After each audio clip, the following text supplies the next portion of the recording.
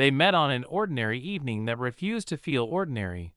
when the city was heavy with late summer heat and the streets hummed with impatience, and neither of them was looking for anything that could change a life.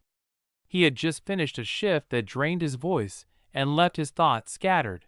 and she was walking with the careful pace of someone who had learned not to rush moments that might disappear too quickly, and when their eyes met it was not lightning or poetry, not a promise or a miracle, but a quiet recognition that felt like standing in a room where someone had already opened a window. They spoke about nothing important at first, about the weather that refused to cool down, about a cafe that stayed open too late and served coffee too strong, about music playing from a passing car, yet in that casual exchange something settled between them, something unspoken but steady, as if both understood that words could be dangerous if used too soon. Over the next days, they kept finding each other in small ways that could be explained by coincidence but felt heavier than that. A message sent too late at night that received an answer instantly, a meeting arranged, by chance, that neither tried to cancel, and slowly the space between them filled not with declarations but with presence, with the kind of attention that listens even when nothing is being said. Each carried old doubts, disappointments folded carefully into memory, and neither wanted to tear them open again, yet the way they sat together in silence made those doubts feel less sharp, less demanding, as if pain itself could rest for a while when it was not forced to perform.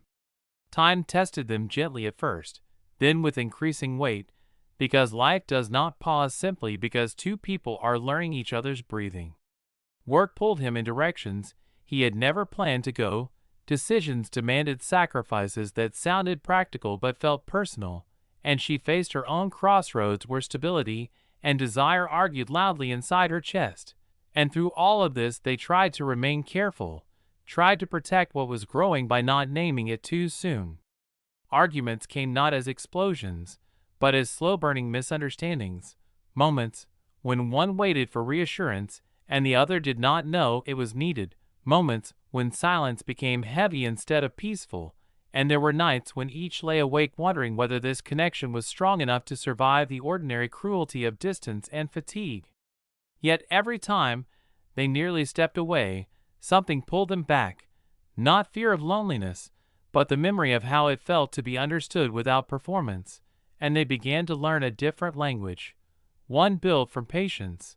from apologies spoken without defense, from questions asked not to win, but to understand. Trust did not arrive suddenly. It grew unevenly, like a road under construction, messy and slow, but solid where it mattered, and when they finally allowed themselves to admit what they were becoming to each other, it did not feel dramatic, it felt inevitable, like admitting the sky was above them all along. Years later, when the urgency of beginnings had softened into something deeper and steadier, they would remember that first ordinary evening and smile at how little they knew, at how carefully they tried not to feel too much, and at how love still found a way to shape itself around their fears instead of demanding they abandon them. They learned that love was not the absence of struggle, but the decision to remain present during it, to sit at the same table even when conversations were uncomfortable, to choose honesty over ease and tenderness over pride, and in doing so they built a life that did not depend on constant excitement but thrived on shared meaning. Their story was not loud enough to impress strangers and not simple enough to summarize quickly, but it was real in the ways that last, in morning routines and quiet evenings, in support offered without being asked and forgiveness given before it was earned. And if someone asked them what made it work, they would not speak about fate or perfection, only about two people who learned, slowly and imperfectly, that silence can speak when it is held with care. As the years unfolded, the quiet strength they built together was tested not by dramatic betrayals or sudden disasters, but by the slow, exhausting pressure of everyday life, the kind that wears people down without announcing itself. Responsibilities multiplied, expectations crept in from family, from work, from versions of themselves they no longer fully recognized, and there were moments when love felt less like warmth and more like work that never truly ended. Mornings became rushed, evenings shorter, conversations reduced to logistics and tired sighs. And sometimes they would sit across from each other realizing they had not truly looked into one another's eyes for days. In those moments fear whispered that this was how love faded, not with pain, but with neglect, and both struggled privately with the thought that maybe what they had created was fragile after all. Yet instead of turning away, they made a choice that did not feel heroic but was deeply intentional.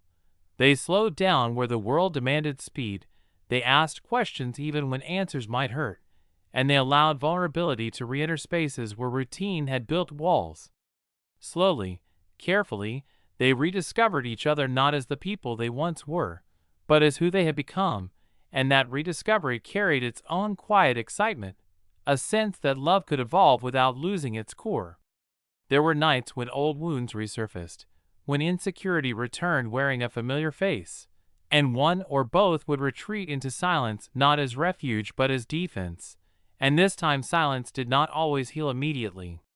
They learned that growth could be uncomfortable, that honesty sometimes disrupted peace before restoring it, and that choosing each other again and again required humility neither had been taught early in life. Still, something fundamental had shifted between them over time, something unbreakable formed not from passion alone, but from shared endurance, and even in conflict there remained a deep awareness that they were not enemies standing on opposite sides, but partners facing the same storm from different angles. Apologies became softer,